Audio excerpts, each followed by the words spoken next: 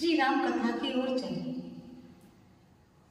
मंथरा दौड़ी हुई जा रही है, कैकेयी महारानी को पुकारती हुई जा रही है। अरे कैकेयी महारानी सुनती हो, अरे कैकेयी महारानी सुनती हो। कैकेयी महारानी विचार करने लगी, हमें लग रहा आज मंथरा ने ऐसा वैसा कुछ और कर दिया तो लक्ष्मण ने इसकी डांट लगा दी। जैसे ही मंथरा ने कैकेयी महारानी के भवन में चरण रखा तो कैकेयी महारानी ने हंस के कहा कि आज लक्ष्मण ने तुमको डांट लगा दी। मंथरा ने कहा नहीं नहीं महारानी, आज लक्ष्मण ने हमको डांट नहीं लगाई, आज तो मैं आपके हितकर बात कहने जा रही हूँ। कैकेयी महारानी ने कहा कि कौन सी मेरी बात हितकर है मेरे प्रति, बताइए कौन सी बात है जो मेरे हितकर कहने जा रही हो। मंथरा ने कहा महारानी आपको कुछ पता है नगर में क्या हो रहा है? महाराज ने आपको कुछ नहीं बताया। महारानी ने कहा कि महाराज ने हमको कुछ नहीं बताया, लेकिन तुम बताइए तुम क्या बताना चाहती हो। मंथरा ने कहा महारानी कल राम का राज्याभिषेक है, नगर में बड़ा शोर हो रहा है, सब उत्सव मना रहे हैं और महारानी ये तैयारी 15 दिन से चल रही है और महाराज ने आपको कुछ नहीं बताया।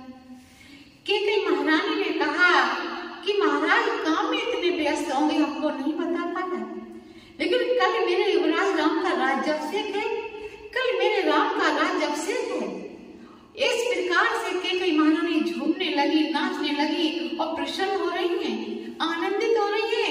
कल मेरा राम राजा बनेगा, कल मेरे राम का राज्याभिषेक है, आनंदित हो रही है।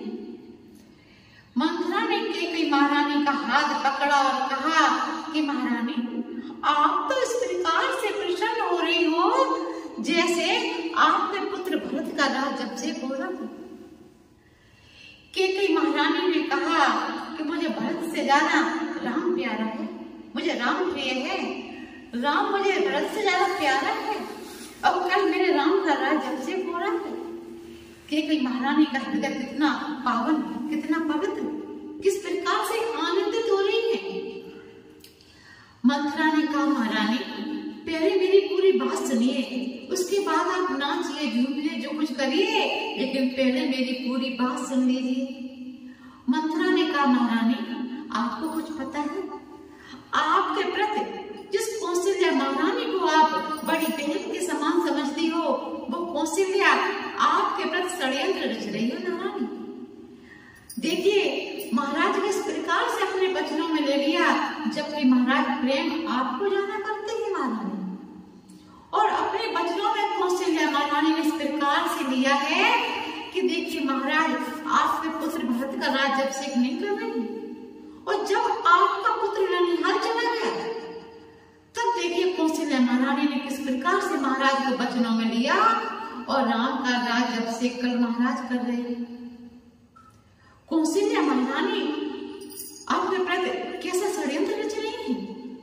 कैकेयी महारानी ने कहा कि मंथरा कौशल्या महारानी मेरी बड़ी बहन है और राम मुझे प्रिय है। कहा नहीं नहीं महारानी एक बार विचार करिए, एक बार सोचिए कि जब कौशल्या महारानी का पुत्र राम राजा बनेगा तो आपका पुत्र भरत राम का दास बनेगा, और राम की जननी कौशल्या महारानी महारानी बनेगी और आप कौशल्या महारानी की दासी बनोगी। दासी का नाम सुनकर के कैकेयी को क्रोध आ गया। कैकेयी महारानी जलाने लगी, चिल्लाने लगी कि मंथरा शांत हो जाए। मंथरा शांत हो गई।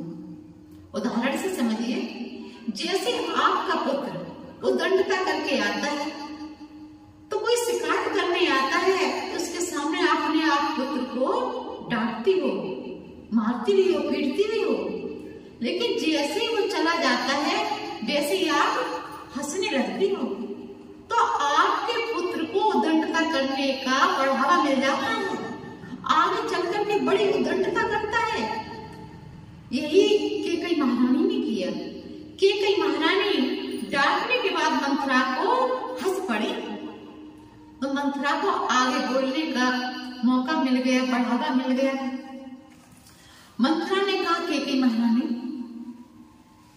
मानस का दर्शन करा रही है, मंत्र कह रही है कि महारानी मेरी बात सुनिए।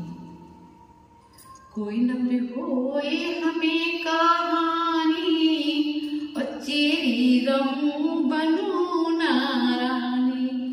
कोई न होए हमें कहानी चेरी रहूं बनूं नारानी, चेरी रहूं बनूं नारानी।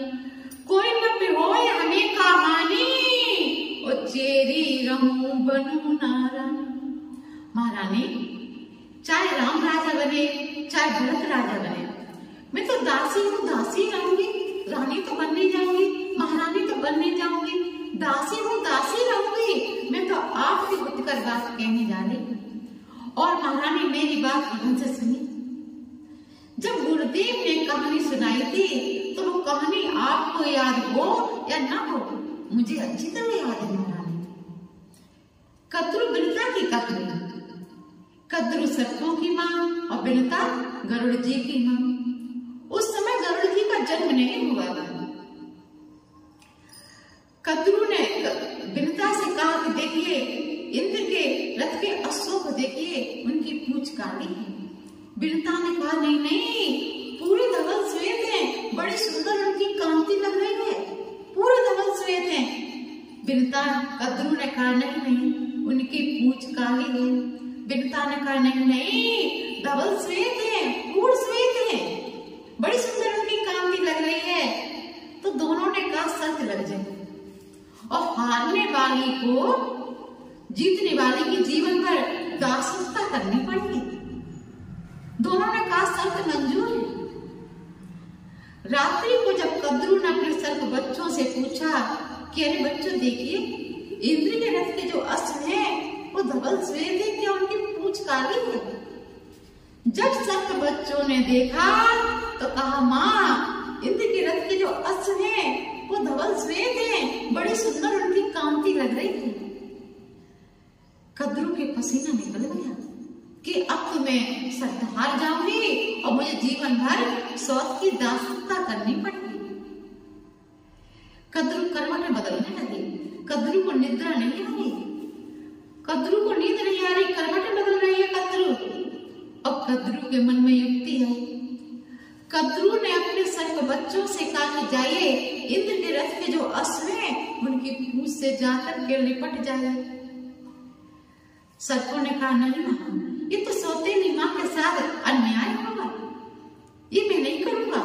तो कद्रू कुपित हुई और सर्प बच्चों ने, कुछ भयभीत सर्प बच्चों ने होकर के कहा कि माँ ठीक है, मैं जाकर के इंद्र के रथ के अश्व हैं उनकी पूंछ से जाकर के लिपट जाता हूँ।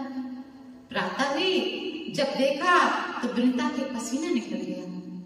विचार करने लगी कि मैंने तो बहुत अच्छी तरह देखा था, धवल श्वेत थी, इनकी पूंछ काली, अब तो मुझे जीवन भर इनकी दासी बनकर के दासत्ता करनी पड़ेगी। इधर देखिए समय बीता, गरुड़ जी का जन्म हुआ, धीरे धीरे गरुड़ जी बड़े हुए। एक दिन गरुड़ जी ने अपनी माँ बिनता से कहा कि माँ, मैं इतना बलिष्ठ हूँ और इतना बलिष्ठ होकर के मुझे इनकी दासत्ता करनी पड़ती है। माँ ये अपनी दासत्ता से कैसे आपको मुक्त करेंगे, इनको ये पूछ करके नहीं। जब बिनता पूछ करके आई तो बिनता ने गरुड़ जी से कहा कि बेटा, इनकी शर्त तो बड़ी विचित्र है। इन्होंने शर्त रखी है, इनको स्वर्ग का अमृत कलश ला करके दे दो, तब अपनी दासत्ता से मुक्त करेंगे। और बेटा शर्त बड़ी विचित्र है। गरुड़ जी ने कहा माँ, आपके लिए मुक्ति दिलाने के लिए, आपको दासत्ता से मुक्ति दिलाने के लिए मुझे कुछ भी करना पड़े, मैं करूंगा। और गरुड़ जी स्वर्ग में पहुंच गए। गरुड़ जी अमृत का कलश लेकर के चल दिए तो इंद्राणी ने इंद्र का हाथ दबा दिया। तो इंद्र ने गरुड़ जी से कहा कि गरुड़, इस अमृत को तुम यहाँ से नहीं ले जा सकते। गरुड़ जी ने कहा इसको तो मैं ले जाकर के रहूंगा, कुछ नहीं हो जाए। तो इंद्र ने कहा इसके लिए तुमको युद्ध करना पड़ेगा। गरुड़ जी ने कहा मुझको शर्त मंजूर है। और इंद्र गरुड़ जी बड़ा भयानक युद्ध हुआ और इंद्र युद्ध हार गया। अंत में आकर के इंद्र ने वज्र का प्रहार किया गरुड़ जी ने वज्र का समान रखते हुए पंख गिरा दिया और गरुड़ जी अमृत का कलश लेकर के चल दिए। इंद्र ने कहा, रुकिए गरुड़ जी, अगर सर्पों ने अमृत को पी लिया तो पृथ्वी के ऊपर सर्पों के अलावा कोई संसार में दिखाई नहीं देगा। गरुड़ जी और इंद्र में सलाह हुई और गरुड़ जी वो अमृत का कलश लेकर के आए। अमृत का कलश लाकर के गरुड़ जी ने एक कुशा आसन पर रख दिया। जैसे सर्पों ने और कद्रुओं ने देखा अमृत के कलश को तो वृंदा को अपनी दासत्ता से मुक्त कर दिया। जैसे ही वृंदा को दासत्ता से मुक्त किया, वैसे ही इंद्र अमृत का कलश लेकर के चला गया। ये तो सभी ने देखा कि अमृत का कलश आया, लेकिन कब चला गया ये किसी ने नहीं देख पाया। तो सर्प विचार करके उस कुशा आसन को चाटने लगे कि इसमें एक दो बूंद अमृत की लग गई है। तब से सर्पों की जिब्या बीच से फट गई है, बीच से सर्पों की जिब्या फटी रहती है। आइए अब मैं वाणी को यहाँ पर विराम देती हूँ। आगे की कथा में कल आपको श्रवण कराऊंगी। तब तक के लिए जय श्री राम, जय श्री राम।